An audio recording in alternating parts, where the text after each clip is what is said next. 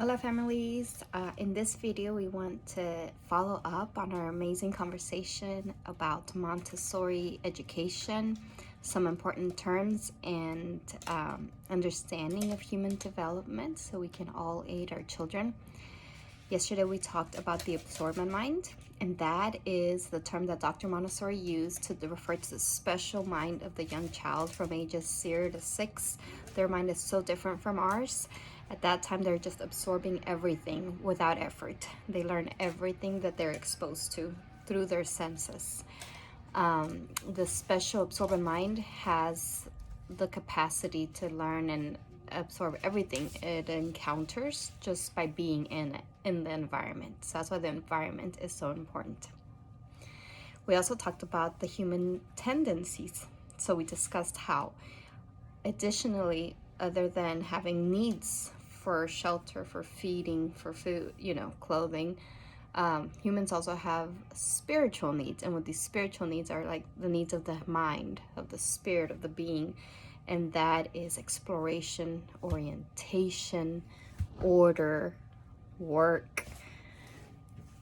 Humans need to associate, to have opportunities to communicate, to perfect ourselves. We like to practice and repeat. There's a human tendency for repetition.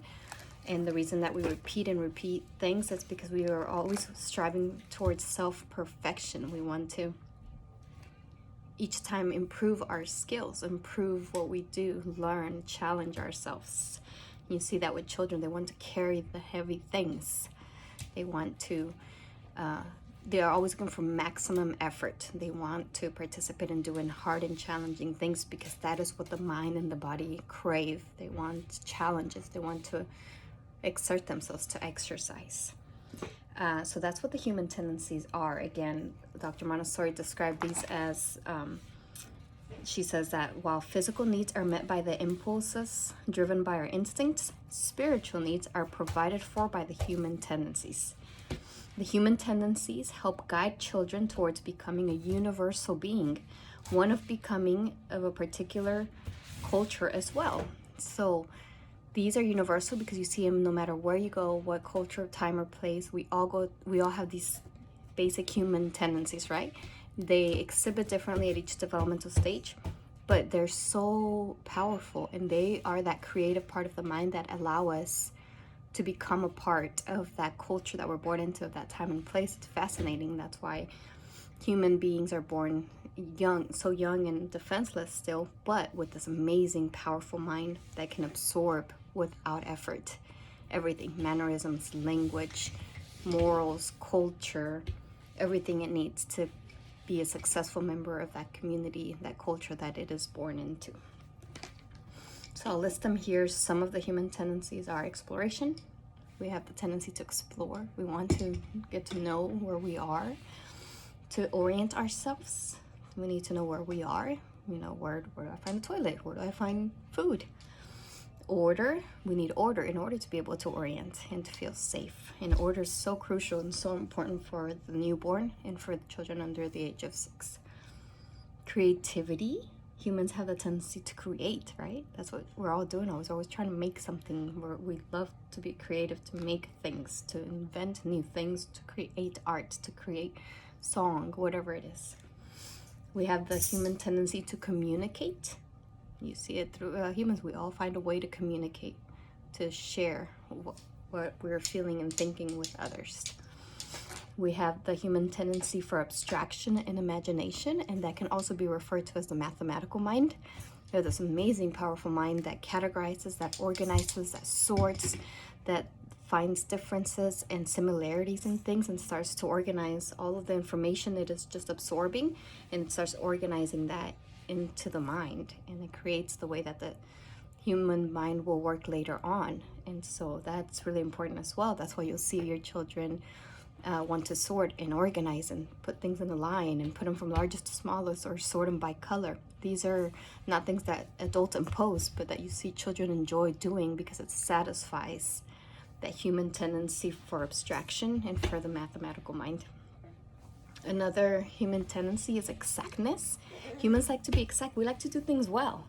Like in one of her examples, there's a booklet that the AMI community publishes. I don't know if it's Dr. Montessori's or her son's, Mario Montessori's, but in that booklet, they talk about how just through human progression, right, we have improved our technology. We improve the arrow, for example. We improved weapons, whatever it is. We're always striving for excellence, for making things more precise. And that's the human tendency. And you see that in our children. Yes, Gabriel. Gabriel wants to say hi. Another human tendency is for self-perfection. And I discussed that earlier. We want to always strive to do better, to challenge ourselves. Again, just not perfection in the sense that we have to be perfect according to some image out there, but just our own image of always improving ourselves. We have the human tendency to control error. We're able to figure out, once we're exploring and we're experimenting and working with our hands and mind, we figure out where we need to make corrections. Like with a bow and arrow or whatever it is, whatever tool we're using when we're painting, we practice and practice to improve ourselves. And the way that we do that is because there's always a control of error that shows us, oops, here's where I made a mistake, and I can work on that over and over again. And that's pretty crucial and important in the life of a Montessori family. At school and at home, we try to give them control of error so that they see, oops, the water spills, I know how to clean it up. Or the pink tower, for example, is a great example. The pink tower, the 10 cubes that stack up from largest to smallest, and they can see when they stack them up incorrectly, there's a visual control of error. They're like, oh, that doesn't quite look right. And they get to practice and practice until it looks good. And we have the human tendency for work, for movement. We need to move. We can't, humans, to be alive is to be moving. So we are always needing to move our bodies and to work. Whatever work that is, mental, physical, and typically at the age under 6, that's all the same. The hand and the body need to move for the brain and the mind to be stimulated. They need to work in coherence together. So we always have a tendency to move and to do meaningful work. So we provide for our children real, intelligent, exciting work. We have the human tendency for independence. So humans, from the moment they're born, they're always striving towards some type of independence. When the baby's born, he's becoming independent of the mother's body. And then eventually around 6 months, he'll become independent where he can start digesting his own food.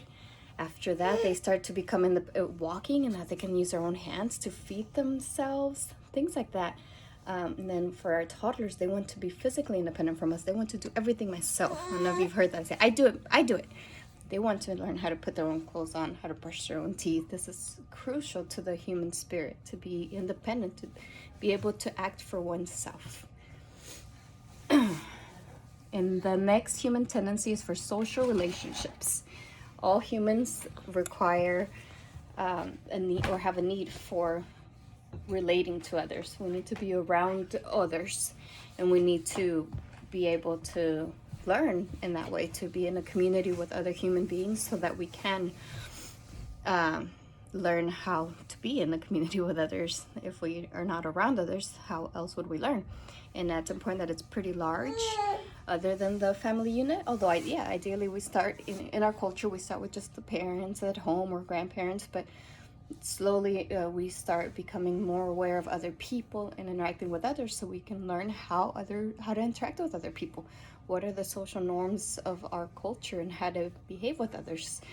And the only way to do that is to be around other people. And then the last human tendency is adaptation. So adaptation is the ability to adapt to our culture, our climate, our food, language, everything. And that happens throughout all of this, right? As we're orienting and working and absorbing everything through exploring with our senses, then we become adapted to our culture. And that's beautiful and it's fascinating. So this is when we say, this is what it means to follow the child. In Montessori home, in a Montessori environment, we're following the child because we're following their human tendencies. All right, I hope that is helpful.